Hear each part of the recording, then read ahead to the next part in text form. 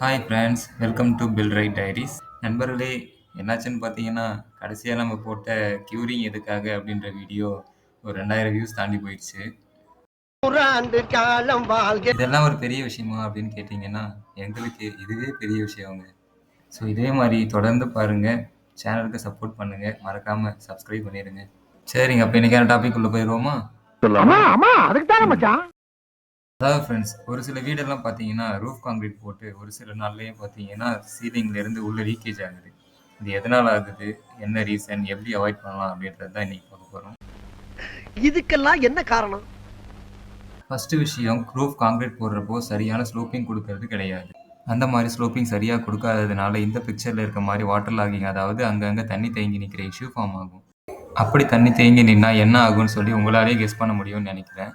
So சரியான sloping check பண்ணிக்கோங்க. அடுத்தது, இந்த மாதிரியான இம்ப்ராப்பராக ஃபினிஷிங் பண்ணுறது. இந்த மாதிரி ப்ராப்பராக ஃபினிஷிங் பண்ணாததுனால தண்ணி ஈஸியாக பெர்குலேட் ஆகி கீழே உங்களுக்கு லீக்கேஜ் வர்றதுக்கு நிறைய சான்சஸ் இருக்குது. ஸோ ஃபினிஷிங் கண்டிப்பாக செக் பண்ணுங்கள். அடுத்தது, கண்டிப்பாக மறக்காமல் உங்கள் ரூஃபோடைய டெரஸை கண்டிப்பாக வாட்டர் ப்ரூஃப் பண்ணுங்கள். இதனால நிறையவே லீக்கேஜ் ரெடியூஸ் ஆகுது. அண்ட் லாஸ்ட் ஒன், ஆல்ரெடி உங்களுக்கு தெரிஞ்சது தான், ரூஃப் காங்கிரீட் போட்டதுக்கப்புறம் மறக்காமல் 18 to 20 days கண்டிப்பாக க்யூரிங் பண்ணுங்கள். இதில் எந்த காம்ப்ரமைஸும் பண்ணிக்காதீங்க. இந்த மாதிரி நிறைய இன்ட்ரெஸ்டிங்கான விஷயங்களை தெரிஞ்சுக்க பில் ரைட் டைரிஸ் சப்ஸ்கிரைப் பண்ணுங்கள். உங்கள் ஃப்ரெண்ட்ஸ் அண்ட் ஃபேமிலிக்கு ஷேர் பண்ணுங்கள்.